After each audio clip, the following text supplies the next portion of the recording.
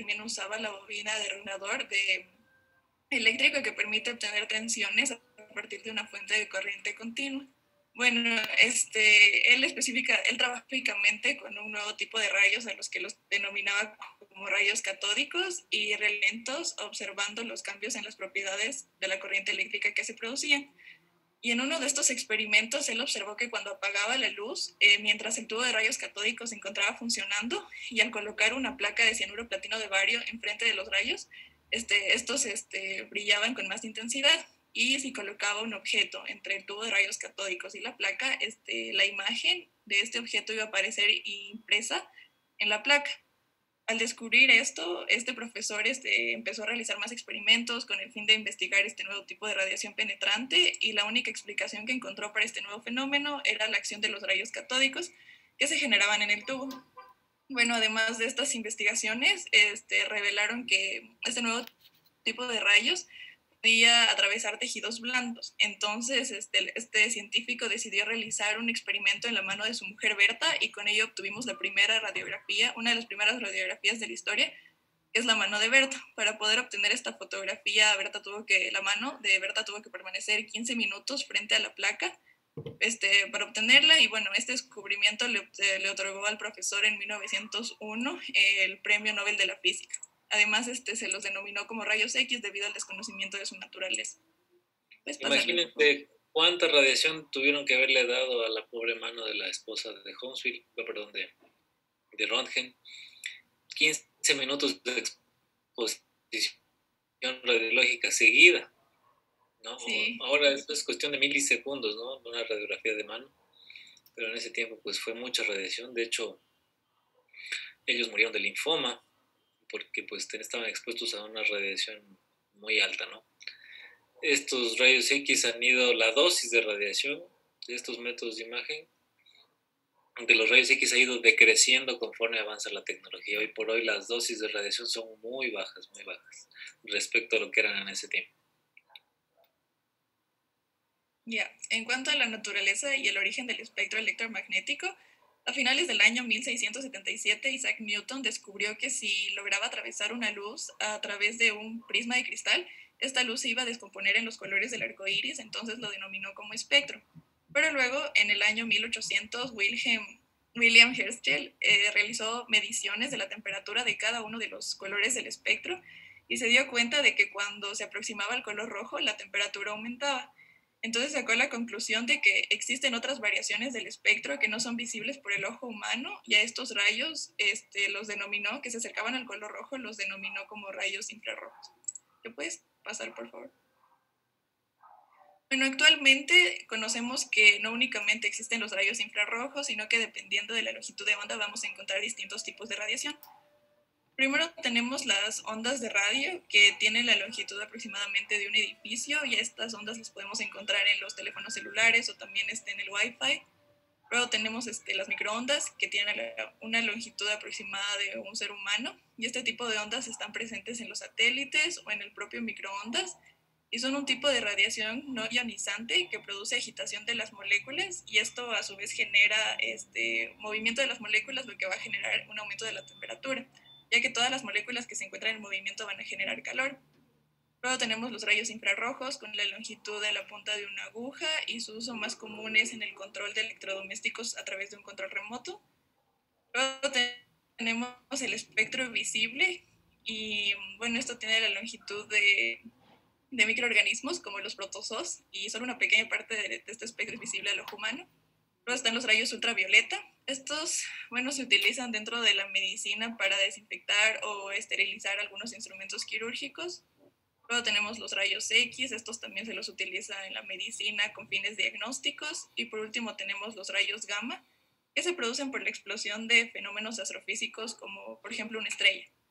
Bueno, como podemos observar en la imagen, la longitud de cada onda varía dependiendo del tipo de onda, y conforme las ondas se van haciendo mucho más cortas, la temperatura va a ir aumentando. Entonces, a menor longitud de onda va a haber mayor capacidad de penetración. Cámbiale. Entonces tenemos los principios físicos de los rayos X. Estos son 5. El primero de ellos es el poder de penetración, que es la capacidad que tienen estos rayos de penetrar en la materia. Parte de la energía de estos rayos es absorbida por el objeto en estudio y atraviesa directamente la materia, mientras que otra parte de los rayos se dispersa. Por ejemplo, en la imagen podemos observar como ejemplo la penetración de los rayos X en una mano, provocando un efecto fotográfico como se ve en la placa, que es otro de los principios físicos de los rayos X. Este efecto fotográfico se refiere a la capacidad de producir cambios en las emulsiones fotográficas, es decir, un ennegrecimiento. Luego tenemos el efecto luminiscente, que se refiere a la capacidad que tienen estos rayos de incidir sobre distintas sustancias y hacer que estas sustancias emitan luz. También tienen un efecto ionizante. Normalmente influye sobre los gases y los gases suelen encontrarse en un estado neutro, pero cuando se exponen a los rayos X, estos se ionizan, permitiendo que la energía se disperse. Y por último tenemos el efecto biológico de los rayos X, que es la capacidad que tienen de producir cambios en los tejidos. Los componentes de un equipo de rayos X, bueno, tenemos el panel de control, el tubo de rayos X, la mesa y moral. La mesa, como vemos en la imagen, es donde se coloca el paciente y tiene la finalidad de mantener al paciente en la posición necesaria durante la exploración radiológica. La mesa fija, el paciente es el que debe moverse de acuerdo al estudio que se va a realizar, o también puede ser móvil de forma manual o automática. Luego está el sustento, que se encuentra debajo de la mesa y es el que va a soportar todo el peso, y además es donde es colocado el tubo X. Luego está también el panel de control, con el cual la persona encargada de realizar el estudio la va a utilizar, y es donde se encuentran también los controles para determinar el tiempo de exposición a la radiación o el kilovoltaje. Y bueno, también tenemos el portachasis, que es donde viene como un cuadrado en donde se va a impregnar la imagen del estudio realizado. Y por último tenemos el Buki, que es una estructura que ayuda a evitar la radiación dispersa. Como les mencioné anteriormente en las propiedades de los rayos X, estos tienen una capacidad, un poder de penetración, pero parte de esta energía no penetra en el objeto en estudio, sino se dispersa y choca en todas las direcciones y puede generar incluso efectos que reducen el contraste de la imagen. Por eso es importante que el Buki tenga en su parte posterior una lámina de plomo o conos. Cámbiale. Bueno, el tubo de rayos X es la parte más importante de este equipo porque es donde se generan los rayos. Sus componentes principales está el circuito de baja tensión, el circuito de alta tensión, y ambos son transformadores que permiten aumentar o disminuir el voltaje de la corriente. En cuanto al circuito de baja tensión, el transformador de este circuito es reductor porque disminuye el voltaje de la corriente de 220 voltios a 510 voltios, generando un fenómeno de inducción, el que va a permitir la liberación de electrones hacia uno de los filamentos que se encuentran en el tubo, como observamos en la imagen. Luego tenemos el circuito de alta tensión, de alto voltaje. Este transforma la corriente de 220 voltios en una corriente de 70.000, generando una diferencia de potencia. Es un transformador amplificador. Este aumento de voltaje que genera va a permitir el desplazamiento de los electrones hacia el ánodo. Luego tenemos el autotransformador. Este permite regular el voltaje para que no haya grandes variaciones. Y por último, el cátodo y el ánodo. La función del cátodo es centralizar los electrones que se generan y enfocarlos hacia el ánodo, mientras que el ánodo presenta una barrera en la cual chocan estos electrones que provienen del cátodo. En cuanto a las 5 densidades fundamentales, bueno, los rayos X tienen la capacidad de atravesar la materia, penetrar en la materia dependiendo de la naturaleza de la sustancia. Entonces vamos a encontrar las 5 densidades fundamentales. Primero tenemos el aire, que en la placa se va a observar de un color negro. Luego tenemos la grasa, que se va a observar de un color gris. Después está el agua, o también tejidos blandos, que en la placa se va a observar, aquí la escala de grises aumenta, se observa de un color un poco más claro. Luego está el calcio, que se observa de un color blanco. Y por último está el metal, que se va a observar de un color un poco más blanco, más intenso, y bueno, es causado por contrastes artificiales o también por marcapasos o prótesis. Esta imagen también es muy buena porque nos permite ya ir aclarando sobre qué estructuras tiene predilección este método. Si yo hablo de caracterizar o diferenciar las estructuras de densidad agua o las partes blandas, es un mal método, ¿no? Diferenciar bien la aorta, el corazón, lo puedo más que todo por su silueta, pero en sí no puedo valorar sus cavidades o no puedo valorar los planos musculares adecuadamente. Entonces es un método medianamente bueno para poder evaluar estructuras como, por ejemplo, eh, estructuras de contenido líquido, ¿no? De densidad líquida o partes blandas. Sin embargo, si quiero estudiar huesos, metal, miren con qué detalle, o sea, no lograría ver ese detalle de todos los perdigones que tiene ese paciente con un ultrasonido o con una resonancia magnética, ¿no? Para comenzar, en la resonancia magnética ni siquiera debería entrar el paciente con todo ese metal en el cuerpo, ¿no? Entonces ahí uno va ya definiendo, si quiero hablar de huesos, de aire, rayos X es un excelente método, pero si quiero valorar partes blandas, no es tan buen método. Agua tampoco es tan buen método. Sigamos. Cambiale, por favor. Los términos utilizados en la radiografía, primero tenemos el término radiopaco, que es lo que se observa de un color un poco más claro, un poco blanco, como por ejemplo los huesos. También tenemos el término radiolúcido, que es lo que observamos de un color negro, como el aire. Y también está la isodensidad, que por ejemplo aquí también nos hablaba del signo silueta, que es cuando dos estructuras tienen la misma densidad radiográfica y están se encuentran en contacto. Entonces los límites de estas estructuras se borran en la zona de contacto y esto es lo que se va a conocer como signo silueta, cuando las dos tienen la misma densidad. Sí, ya vamos a hablar luego del signo de la silueta con más detalle. Siga.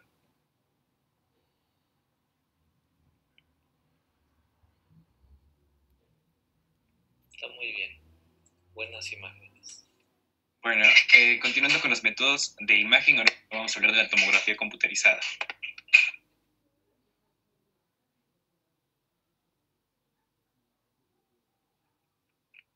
Ya, como concepto clave un poco de historia de los conceptos del actual de lo que es la tomografía computarizada. Primero, podemos considerarla como la tomografía computarizada como el método que nos permite obtener imágenes en base a resultados de construcciones bidimensionales de un plano tomográfico de un objeto. Y toda esta información a la final es obtenida en un ordenador. Toda esta idea de la tomografía computarizada nace de Godfrey N. Hounsfield, un técnico de electricidad británico, que partió de la idea de que los rayos X, al momento que pasaban a través del cuerpo, obtenían una gran información de todos los constituyentes del cuerpo. No obstante, no toda la información que se obtenía era o se recogía en las placas radiográficas. Es por eso que trató de buscar un nuevo método que pueda ayudar a tener mayor información. Y junto a Alan Comark, un físico inglés, la tomografía computarizada fue posible y fue descrita y puesta en práctica. Todo esto los llevó a un premio Nobel de la medicina en 1979. Entonces son dos características fundamentales lo que diferencian la tomografía computarizada de la radiografía, a pesar de que utilizan el mismo método en cuanto a la obtención de energía por rayos X. La primera de ellas es que los fotones que viajan a través del cuerpo ya no van a impregnar en una placa como lo hacían antes, sino que estos van a impregnar en detectores. Y otra característica es que toda la información que es recogida es luego sometida a un proceso análogo digital. Continuando con la historia, luego de la búsqueda de cómo se originó la tomografía, a mi criterio consideré tres momentos importantes que hicieron posible que se desarrolle la tomografía computarizada. El primero de ellos fue en 1917, cuando un matemático austriaco demostró que toda la estructura, J. Radon, el matemático, demostró que toda la estructura interna de un objeto puede ser determinada y producir una construcción de la misma a partir de toda la información contenida en un conjunto infinito de todas las proyecciones del mismo objeto. Esto fue muy llamativo para en ese entonces las escuelas de medicina y la ciencia, pero quedó una duda, que si es posible obtener la misma información de un mismo objeto, pero ahora con proyecciones finitas. Para eso, en 1957, Alan Maleon Comark resolvió el problema y dio la respuesta de que sí es posible obtener estas construcciones con un número finito de proyecciones del mismo objeto. En ese entonces, la sociedad científica no se fijó mucho, se dejó un lado de testis. Experimentos de Rusia y de Europa empezaron a tener más interés hasta que Godfrey Hounsfield en 1968, propuso a la EMI Corporation la posibilidad de poder emplear ordenadores y determinados procedimientos matemáticos que puedan lograr la reconstrucción de una parte seccional del cuerpo humano. Y después de obtener miles de mediciones precisas de la atenuación de las imágenes, pudo producir la primera imagen tomográfica que podemos verla en la parte superior, la cual dio a partir de una lesión de cerebro que se encontraba en formol. En ese entonces, para hacer la primera imagen, no se utilizó rayos X, sino más bien hizo a base de americio y de rayos gamma, que tuvo una duración de 9 días. Impresa en papel, y luego se necesitó 2 horas y media más para poder digitalizarla en un computador. Con el pasar del tiempo se fueron construyendo muchos tomógrafos de distintas generaciones que ya van a ser explicadas posteriormente, y se fue disminuyendo la cantidad de tiempo que llevaba el procedimiento. Por ejemplo, la primera imagen que se hizo en un paciente tomó 4 minutos, pero las radiaciones todavía eran altas, gracias a que Hochschild ya empezó a utilizar los rayos X. A medida de que ha avanzado la tecnología, ha disminuido el tiempo de exposición y la dosis de radiación, hasta poder llegar a hacer imágenes tridimensionales, como vemos en la parte inferior. Ahora, para comprender el funcionamiento del tomógrafo computarizado, vamos a recordar nuevamente de una manera rápida los principios físicos en los que se generan los rayos X. Como sabemos, existe el tubo generador de rayos X, el cátodo y el ánodo. Una vez que el cátodo es estimulado o excitado, este libera una bomba de electrones que van a chocar con la placa de tungsteno del ánodo. A nivel atómico, podemos decir que se producen 2 procesos importantes para la generación de la energía, en este caso de los rayos X, y uno de ellos es el choque y el frenado. Cuando hablamos de choque, los electrones de esta nube generada por el cátodo van a chocar con los átomos de tungsteno y van a intercambiar electrones de tungsteno por los electrones generados por el cátodo. Esto produce una reacción atómica de energía que se transmite o evidencia se presenta como los rayos X. Es el primer principio de choque. El otro principio de frenado dice que los electrones chocan con los núcleos de los átomos de tungsteno, y esto produce que el electrón, al chocar con el núcleo, se aleje del mismo y produce de igual manera energía que se transmite como rayos X.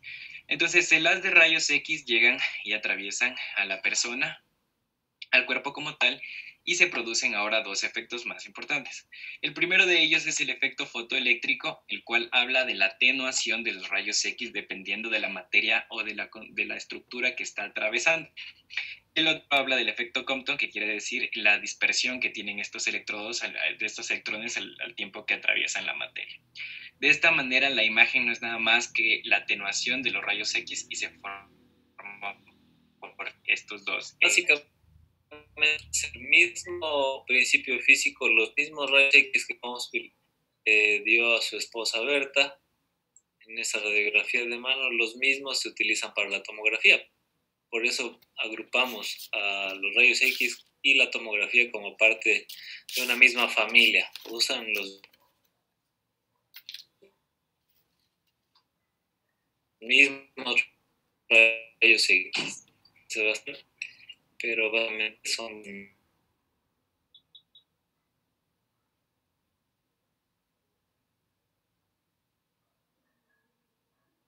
funcionamiento y los componentes y las partes del cuerpo, porque al fin y al cabo se utiliza el mismo tubo de rayos X generador. Son 2 componentes esenciales, partes de un tomógrafo. El primero de ellos es el gantry, la rueda que podemos ver, también conocida como el aro, y la camilla. En la parte inferior podemos ver una imagen del ahora son 3 los componentes esenciales: generador de X y generación de datos. Entonces,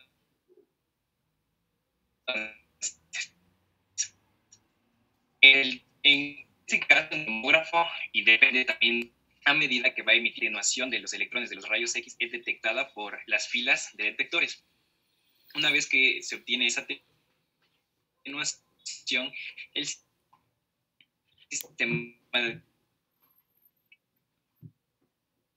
adquisición de datos generando los rayos, y estos son, la atenuación es detectada por una sola banda de detectores, lo que es un tomógrafo convencional.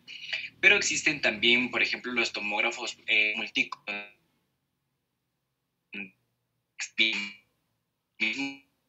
pero al tener mayor número de cortes, lo que es, por ejemplo, una tomografía multicorte. Ya se va a explicar más adelante también. Bueno, aquí vemos también otra estructuración del funcionamiento del tomógrafo. Se emiten los rayos X, atraviesan a la persona. Los detectores miden la atenuación de los rayos X, de los electrones de los rayos X. Estos se interpretan en el sistema DAS y es enviado al computador.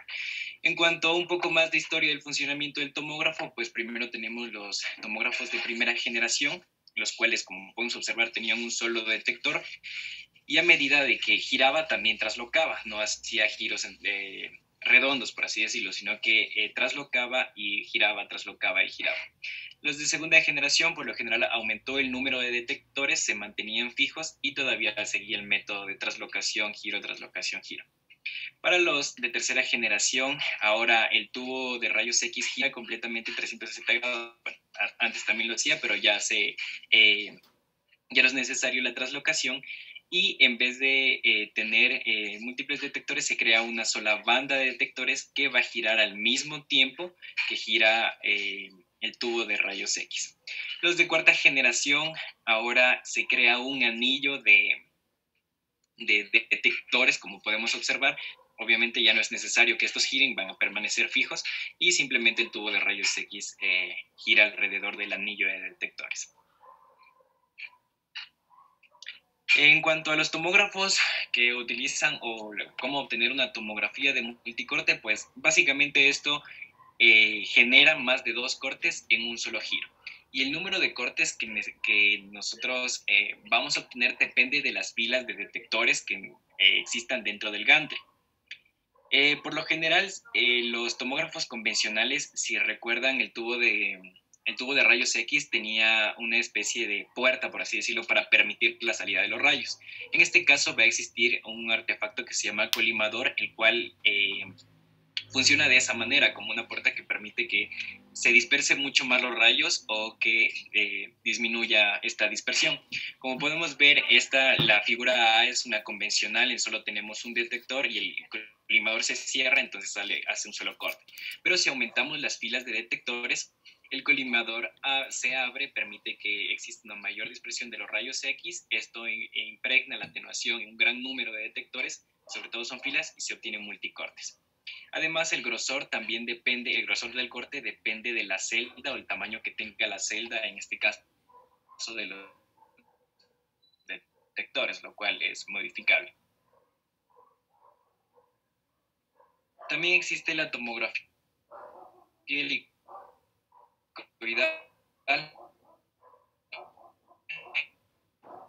multicorte.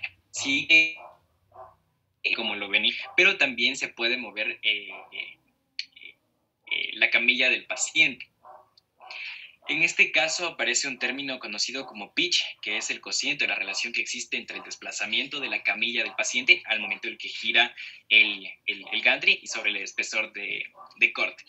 Esto, por ejemplo, el pitch depende. Por ejemplo, si queremos hacer un pitch más lento, bueno, el rango intermedio es de 0,7 a 1,4, pero los pitch más lentos permiten tener mayor información y mayor detalle e incluso resolución de la imagen. Entonces, por ejemplo, se decía que este era utilizado para las tomografías que se hacen en las coronarias.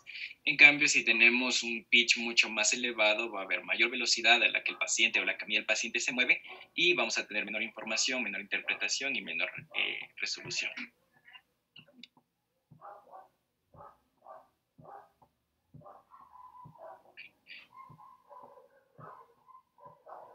Bueno, un poco antes de empezar con la exposición, recordamos la distancia mínima necesaria en milímetros entre dos objetos para poder distinguirlos. Depende tanto del grosor del detector y del corte. Básicamente, haciendo referencia a una imagen fotográfica, por ejemplo, el principio de mayores píxeles, mayor resolución, salvo que en la tomografía estos píxeles van a aparecer de una manera apilada, por así decirlo, y van a presentar una nueva medida, por así decirlo, una unidad denominada los voxeles. Recordamos también que depende de la matriz y la resolución de la imagen, ya que a mayor rango de matriz va a permitir que exista un mayor número de píxeles y por tal mayor resolución. Para finalizar, algo muy importante que se utiliza en la tomografía grises, los cuales toman su tonalidad en base a la estructura, organización del tejido, del órgano como tal, y se manifiesta en un rango de -1000 a +1000. En central, el 0 escala del y el 0 hacia la derecha, es decir, hacia los positivos, vamos a denominar como estructuras hiperdensas, y hacia los negativos, hacia la izquierda, estructuras hipodensas. Entre estos ejemplos de extremo, de las estructuras hiperdensas y hipodensa, el aire o el tejido adiposo. Debido a que el ojo humano no es capaz de distinguir entre más de 2000 tonos, existen las ventanas tomográficas. Las ventanas tomográficas por lo general están constituidas por dos componentes. El primero de ellos es el ancho de ventana, que es el rango de las unidades Hounsfield, en la que el ojo humano es capaz de distinguir o de observar una escala de grises establecida dependiendo del tejido del órgano a evaluar. Y también existe el nivel de ventana, que es el nivel medio en el cual se está visualizando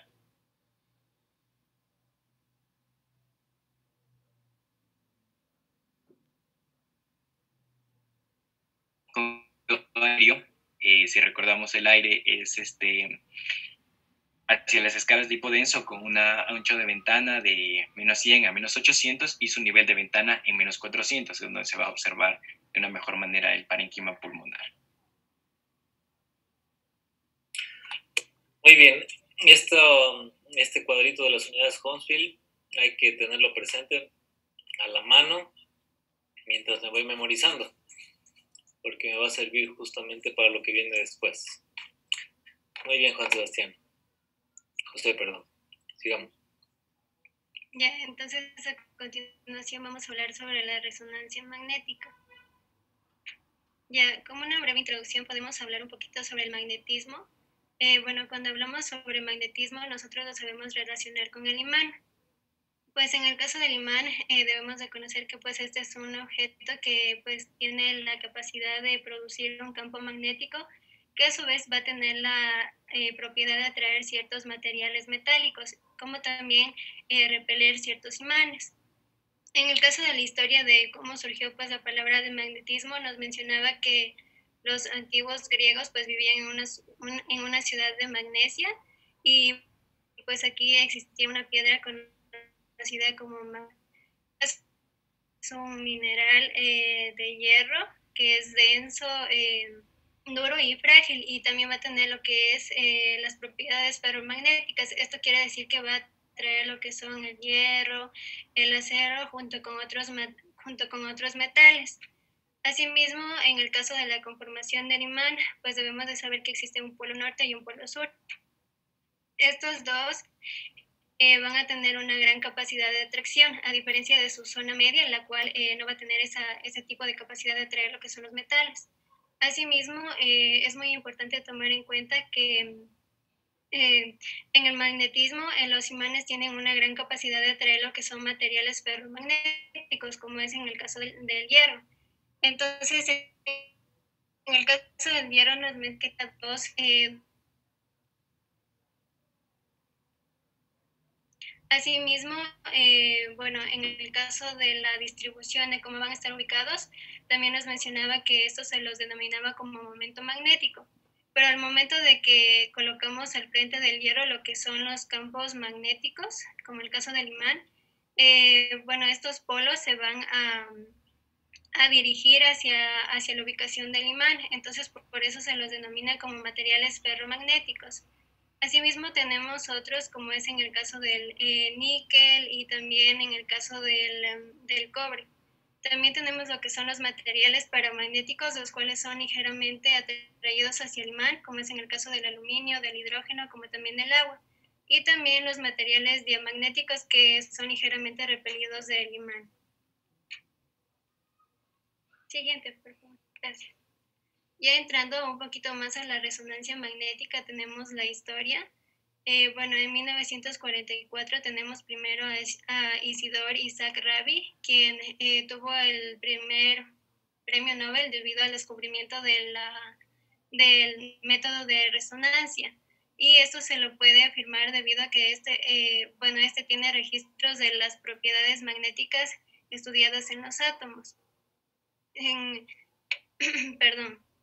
En el año de 1946 encontramos a Bloch y a Mills, que extendieron más el estudio de las propiedades magnéticas de los átomos, pero esta vez hacia los líquidos como también a los sólidos. En el año de 1973 hasta el año de 1975 y 1976 existieron varios avances gracias a Lauterbur y a Damadian. En el caso de Lauterbur nos mencionaba que él produjo la primera imagen por medio de resonancia magnética en la historia, pero él lo hizo por medio del contenido de agua en un tubo experimental. Básicamente tomó la imagen de una almeja. Y en el caso de Damadian, nos mencionaba que junto con sus estudiantes inició la elaboración de la máquina de resonancia magnética conocida como la Indomable. Ya después de unos años, Damadian y Lauterbur iniciaron sus estudios para poder obtener lo que son imágenes de resonancia magnética mucho más elaboradas, por así decirlo, y pues obtuvieron una imagen de la caja torácica donde se pudo observar los pulmones y el corazón de un estudiante.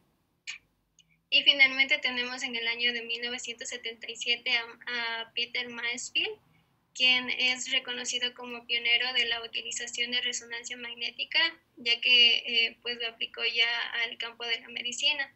Asimismo nos mencionaba que él mejoró lo que es el análisis de la información magnética, como también la capacidad de la obtención de las imágenes de manera más rápida, ya que, como nos mencionaban anteriormente, se demoraban bastante en la obtención de estas.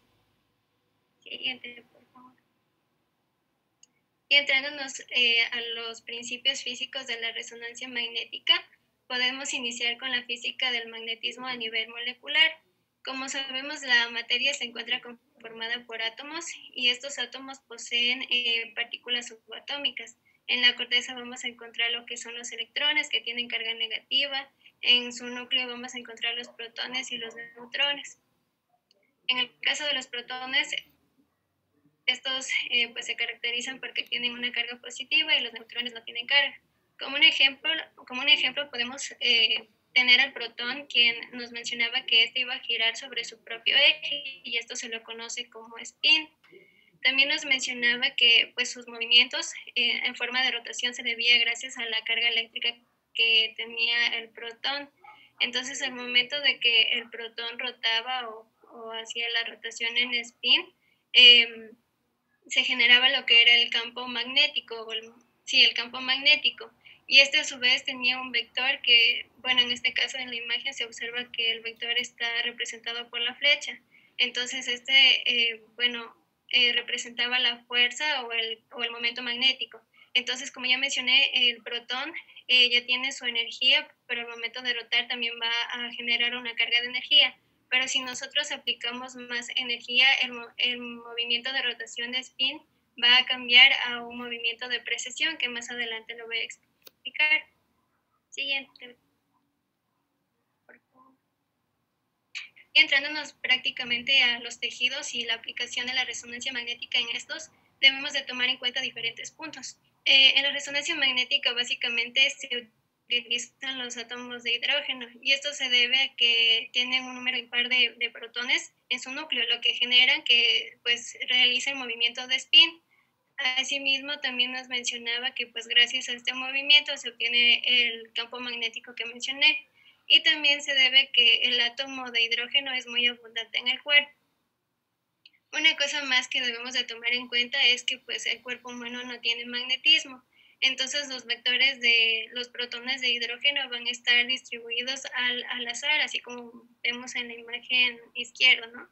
Entonces, al momento de que nosotros aplicamos un campo magnético externo, que pues en este caso sería la máquina, se producen dos procesos, lo que es la polarización de la magnetización y la precesión incoherente.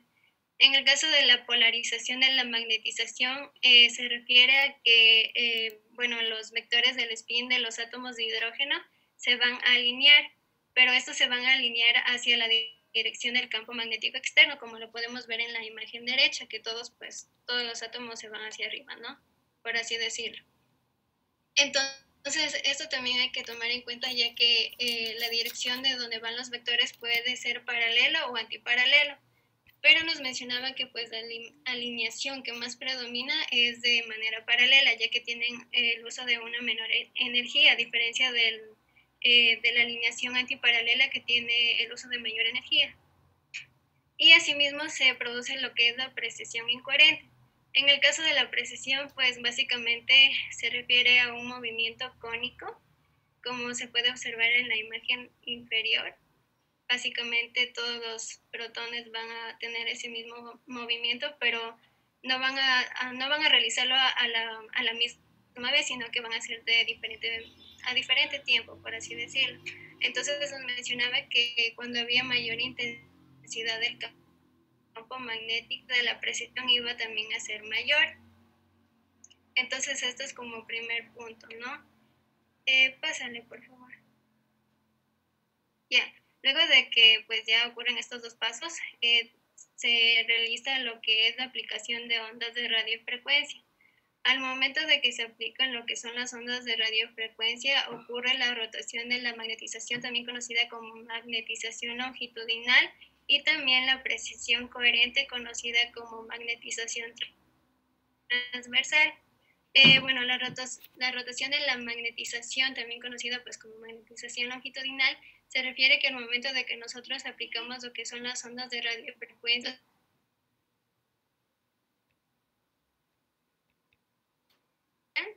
y bueno, giran aproximadamente 90 o 180 grados, pero obviamente esto va a depender de la aplicación de las ondas de radiofrecuencia, y a su vez pues también genera la precesión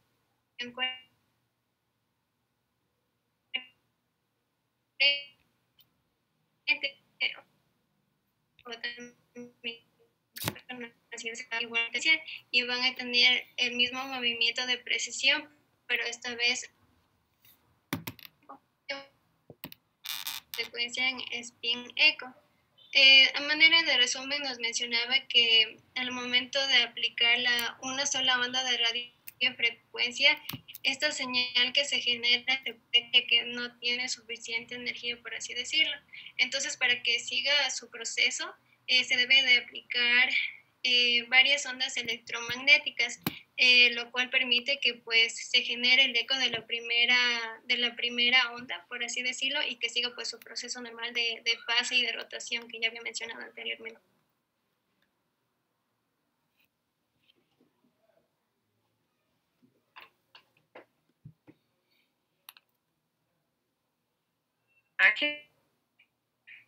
En la rotación de magnetización y procesando que como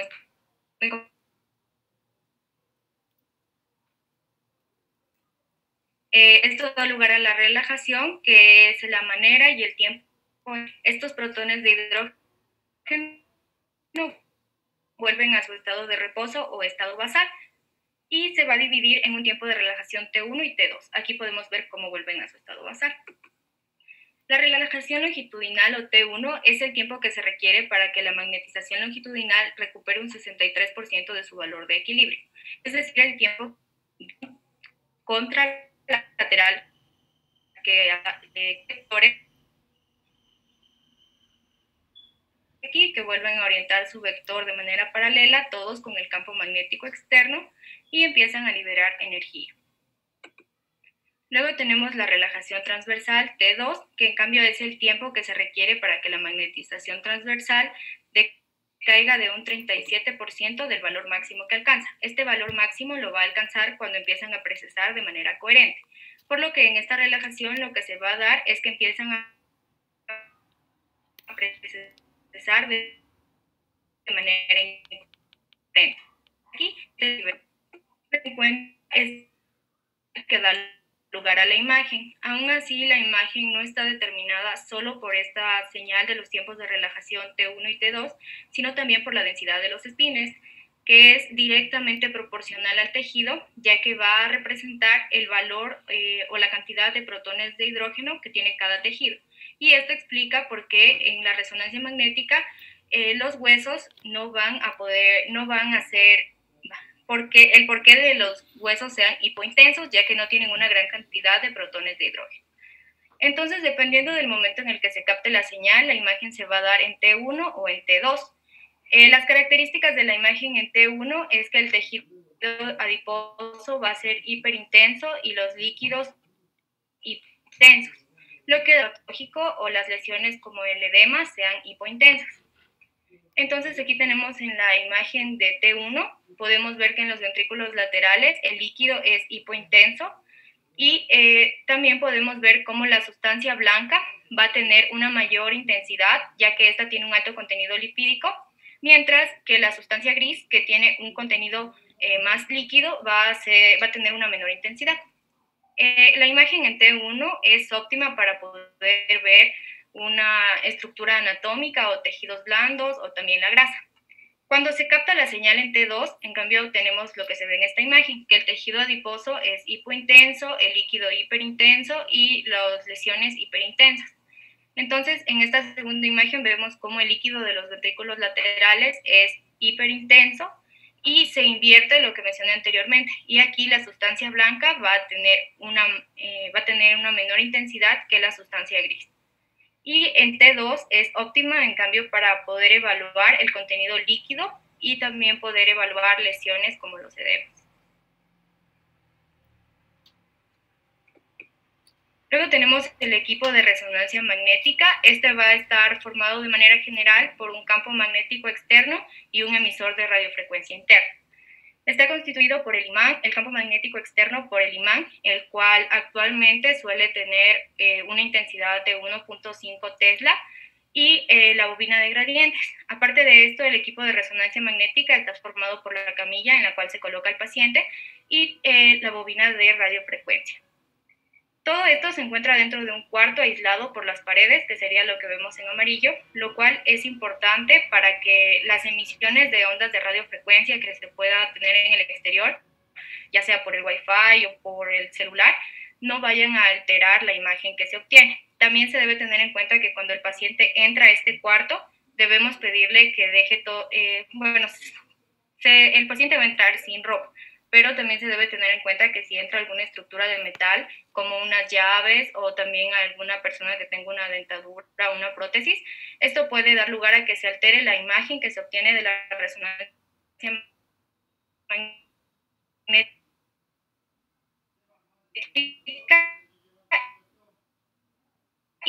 y también arrastrado y lesionarse por la intensidad del imán. Aparte de esto, se cuenta con la sala en la cual se encuentra el equipo en el que se proyecta la imagen a través de las señales que se obtiene del equipo de resonancia magnética. Entonces, ¿qué es lo que pasa cuando el paciente ingresa en este equipo? Antes de ingresar, el paciente va a estar afuera con sus protones que se encuentran de manera aleatoria, los protones de hidrógeno. Una vez que ingresa, se libera la energía electromagnética. Cuando esto pasa, se da la polarización de magnetización, que es que los vectores se van a orientar ya sea paralelo o antiparalelo con el campo magnético externo. Suele predominar la paralela porque esta requiere menos energía. Y también se empieza a dar una precesión incoherente, es decir, cada uno de los protones empieza a precesar en su propia fase, individualmente. Luego, por la bomba de radiofrecuencia, se empiezan a emitir las ondas de radiofrecuencia que van a dar lugar a la rotación de magnetización, es decir, que los vectores de los protones de hidrógeno se pongan de manera contraparalela, y a la precesión coherente, en la cual todos estos protones empiezan a precesar en una sola fase. Durante este proceso se van a dar interrupciones de la onda de radiofrecuencia, dando lugar a la relajación, que da lugar a la energía para la señal que va a mostrar la imagen en el equipo. Y se debe tener en cuenta que actualmente no se habla de una relajación completa debido a las diferentes secuencias de pulsación. Una de las ventajas más grandes del equipo de resonancia magnética es que este estudio carece de riesgos de radiación ionizante, y esto se debe a que se utilizan radiaciones electromagnéticas y ondas de radiofrecuencia, las cuales tienen una gran longitud de onda, por lo que no tienen la capacidad de penetrar ni dar lugar a alteraciones moleculares. Nada más dos cosas de la resonancia magnética, porque pues ya se han nombrado muchas cosas importantes, pero la gran cantidad de protones que tienen los átomos de hidrógeno es donde tiene predilección la resonancia magnética, es decir, todos los órganos donde hay agua. Por eso es que también lo agrupamos mucho con el ultrasonido, que también tiene afinidad por agua, y hacemos esa clasificación en dos familias. En un lado, los métodos de imagen que usan radiaciones ionizantes o rayos X, tomografía y rayos X, y en el otro, que si bien es cierto, no tienen el mismo principio físico como los rayos X y la tomografía, pero en cambio se parecen mucho por la afinidad con estructuras de tejido blando, con estructuras que tienen líquido, agua, ya sea por el ultrasonido, que transmite bien las ondas de sonido en el agua, o ya sea por la resonancia magnética, que actúa sobre todo en los átomos de hidrógeno.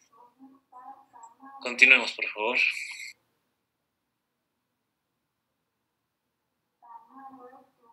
Ya.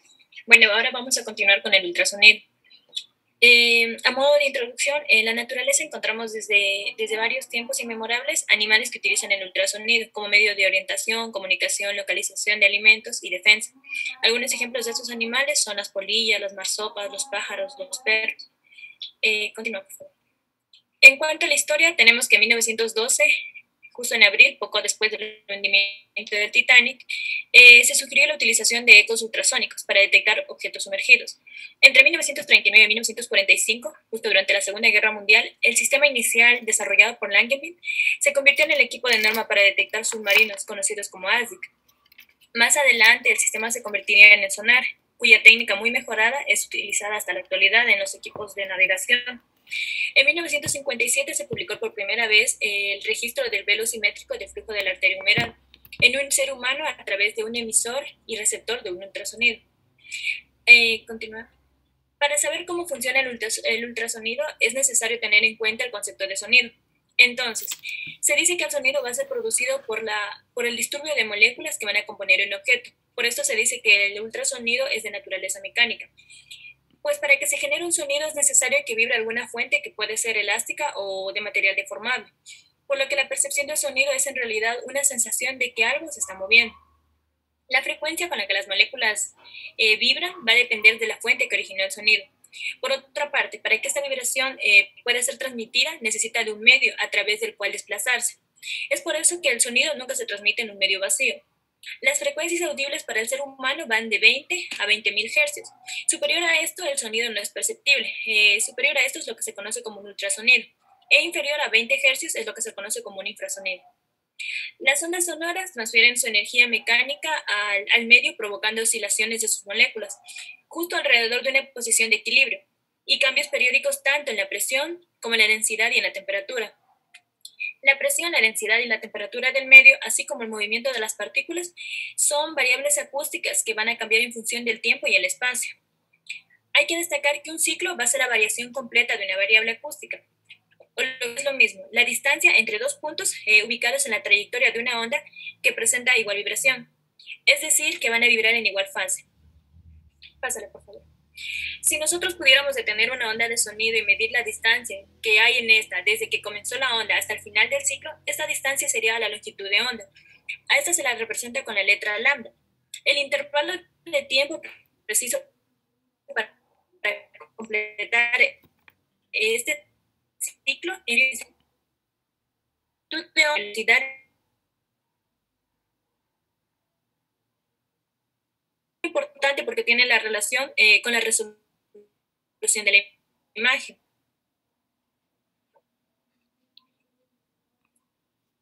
El número de ciclos complejidad de tiempo va a contribuir a la frecuencia, en el cual un hertz es equivalente a un segundo. En este orden de ideas, si nosotros decimos que tenemos un megahertz, este sería equivalente a 1.000.000 de ciclos por segundo. Cámbiale, por favor. Ahora, la frecuencia va a ser inversamente proporcional tanto al periodo como a la longitud de onda. En general, los ultrasonidos disponibles actualmente van a corresponder a un rango o escala de sonido, cuya frecuencia se va a ubicar entre 1 y 30 MHz. Pues tenemos que como la frecuencia es inversamente proporcional a la longitud de onda, las frecuencias más altas tienen longitudes de onda más cortas, que van a permitirnos pulsos más estrechos, pero con una mejor resolución de imagen. Mientras que a menor frecuencia, una mayor longitud de onda, va a haber una mejor penetración del sonido. En cuanto a la velocidad de propagación del sonido, tenemos que esta va a ser la distancia recorrida en un periodo de tiempo. Se va a medir en metros por segundo, y la velocidad de onda sónica se representa como el producto de la longitud de la onda o por la frecuencia a la cual se emite el sonido. Sin embargo, vemos que esta es diferente de acuerdo al tejido por el cual se esté propagando. Esta va a depender de diversos factores, como son la densidad, la elasticidad y la comprensibilidad. A continuación, podemos ver que la velocidad de propagación va a ser menor en el aire que en el líquido y los sólidos, debido a que, aunque aumente la densidad, esto también va a hacer que aumente mucho más su elasticidad. Aquí podemos ver las densidades de propagación de los sonidos. Vemos que en promedio se va a encontrar alrededor de unos 1540 metros por segundo, a excepción del aire y del hueso. Es por esto que la velocidad de propagación en estos medios va a cambiar de manera importante. Los términos como frecuencia, longitud de onda y velocidad de propagación se describen para ondas continuas, en las que los ciclos se repiten de una manera indefinida. Sin embargo, en el diagnóstico médico vamos a utilizar comúnmente los pulsos cortos de ultrasonido o ultrasonido pulsado. Cámbiale, por favor.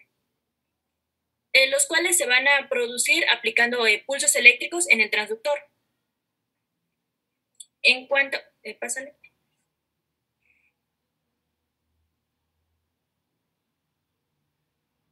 En consecuencia a la propaganda sonora.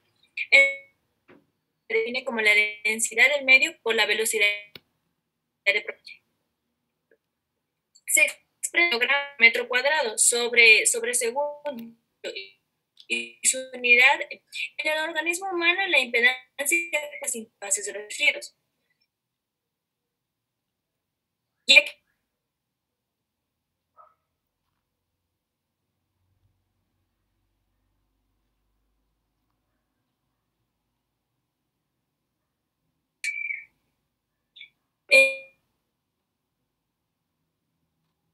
no escucho nada. Ah, ya me sacó.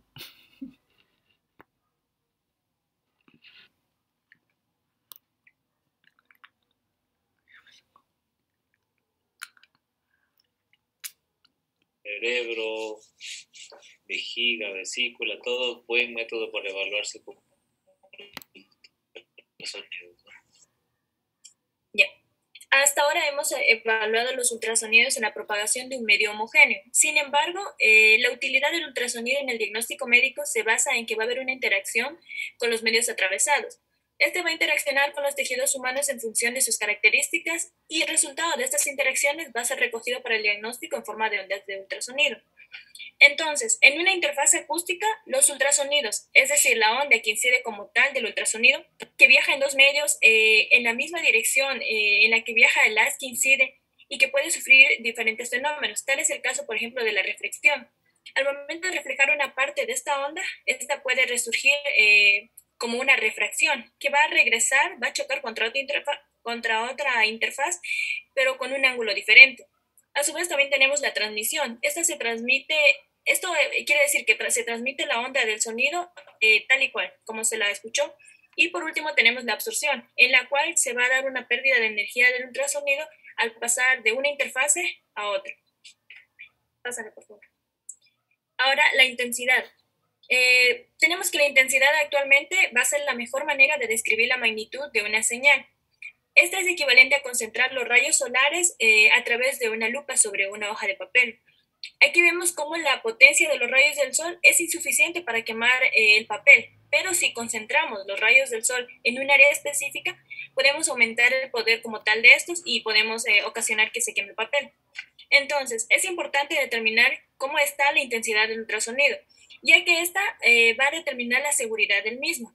principalmente cuando se utiliza en áreas muy sensibles, como lo es el feto, el ojo y el cerebro. Por tal razón, se recomienda seguir el principio ALARA. Este principio viene en siglas que significan utilizar la mejor exposición, utilizar la menor exposición posible del ultrasonido para evitar hacer un daño, provocar un daño. Tenemos que el promedio de intensidad de una imagen en modo B va a ir desde los 20 milivoltios por centímetro cuadrado, mientras que en un doble color puede alcanzar hasta los 2000 milivoltios por centímetro cuadrado, ya que se va a concentrar mayor potencia, pero en un área más pequeña. Por último, tenemos que la atenuación se va a medir en decibeles y va a ser ocasionada por dos mecanismos. Uno va a ser por la modificación de la dirección del haz, ya sea por un mecanismo de refracción, divergencia o dispersión, y la otra va a ser por la absorción, pues tenemos que la atenuación tiene importancia ya que configura la profundidad de la zona que puede explorarse. Tenemos que la atenuación va a ser fuerte en el hueso, siendo este de 20 decibeles, en el pulmón de 40 y en las partes blandas va a ser más baja. Cámbiale, por favor. Ahora vamos a continuar con los transductores. Vamos a hablar sobre lo que son los transductores. Como todo sistema de ultrasonido se basa en 4 elementos, como es el transmisor, el transductor, el receptor y el procesador. El transductor es el que se encarga de transformar esta energía eléctrica en energía mecánica en el proceso de emisión del ultrasonido y a la viceversa. Pásale, por favor. Todos los transductores van a estar compuestos por 3 partes principales. Primero tenemos los elementos piezoeléctricos. Inicialmente para los elementos piezoeléctricos o la placa de los materiales piezoeléctricos se utilizaban cristales de cuarzo, pero en la actualidad utilizamos cristales sintéticos como es el titanato de bario. Lo segundo es que se utiliza una placa de emparejamiento. Como vemos, viene relacionado con la superficie protectora como superficie protectora y esta capa de emparejamiento va a cubrir el cristal y va a mejorar la transmisión de ondas. El último es el material de refuerzo y este material viene como un material amortiguador que se encuentra ubicado posterior al cristal. Los transductores se van a clasificar en 2 categorías. Tenemos los mecánicos y los electrónicos. Dentro de los electrónicos tenemos los lineares, tenemos los curvilíneos, los intercavitatorios. Cámbiale, por favor. A modo de resumen, tenemos que el objetivo del ultrasonido como tal va a ser producir imágenes de estructuras anatómicas, pero utilizando técnicas de pulso de ultrasonido. Entonces tenemos que un transductor va a enviar los impulsos que éste va a recibir una vez que la onda incidente es reflejada. Ahora vamos a obtener los ecos. Por los tejidos posteriormente se van a amplificar estos ecos recibidos y van a ir a una planta central de procesamiento, lo cual va a configurar una imagen. Tenemos que la distancia entre el transductor y el reflector se va a determinar por el tiempo que demora en llegar. Aparte, lo importante sobre los transductores es que estos mismos emiten la señal de sonido y ellos la reciben. Hay transductores de alta frecuencia, baja frecuencia. Mientras más alta es la frecuencia del transductor, tengo una mejor calidad de la imagen, pero menor penetración. Y mientras más baja es la frecuencia, puedo penetrar más, aunque mi resolución no sea buena. Todo eso está en juego. Entonces, si tengo un transductor lineal, regrésale al anterior, por favor. Ahí está el transductor lineal. Ese me sirve para las partes blandas, rodilla. Regrésale uno más. Ahí está, por ejemplo, justo ese transductor lineal está mostrando una rodilla. No puedo ver los tendones, la grasa, la piel. El sectorial, que tiene baja frecuencia, me sirve para penetrar y ver el corazón. El convexo me sirve para ver el abdomen, también tiene baja frecuencia. Y los endocavitarios, que se adaptan a las cavidades anatómicas con alta frecuencia para poder tener mejor resolución de los órganos pélvicos. Avancemos. ¿Qué viene luego? Los artefactos. A ver, tiene 2 minutos. Ya termina esto. Ok. Bueno, principalmente tenemos que saber que los artefactos en los sistemas, la mayoría de los artefactos en el ultrasonido se producen cuando una de las 2 reglas es alterada. Principalmente se altera el haz del sonido.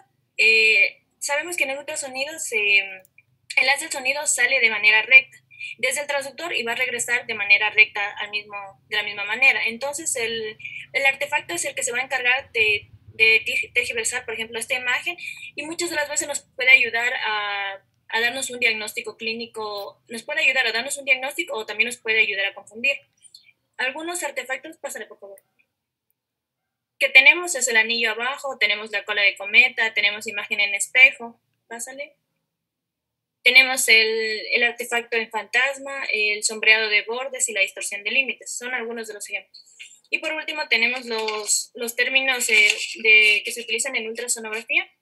Principalmente tenemos hiperecogénico, lo que nos quiere decir que genera ecos en gran intensidad, o sea, ecos muy audibles. Esta va a caracterizarse por tener un tono blanco. Blanco intenso, podemos encontrar aquí el hueso, la calcificación, podemos encontrar una cicatriz. Hipoecogénico o hipoecoico, genera ecos de baja intensidad, podemos encontrarlo en un tono gris oscuro. La podemos ver en tendinitis, en el músculo normal, por ejemplo, con respecto al tendón, este va a tener este tono. Isoecogénico nos quiere decir que tiene la misma ecogenicidad y va a tener un tono gris blanco. Y por último tenemos anecoico o anecogénico, que no emite ecos, va a tener un color negro intenso y es característico principalmente de los derrames, los hematomas y las roturas de vasos sanguíneos. Y gracias. Muy bien, hemos tenido buenas exposiciones el día de hoy. Hay una tarea que hay que resolver para justamente aclarar un poco más el tema de las ventajas y desventajas de los métodos de imagen. Mañana no vamos a tener clase, de aquí nos vemos el siguiente miércoles y ya vamos a planificar bien cómo recuperar esa clase que estamos atrasados. ¿De acuerdo? Muy bien, entonces descansen, buena noche, hasta luego. Gracias. Hasta luego.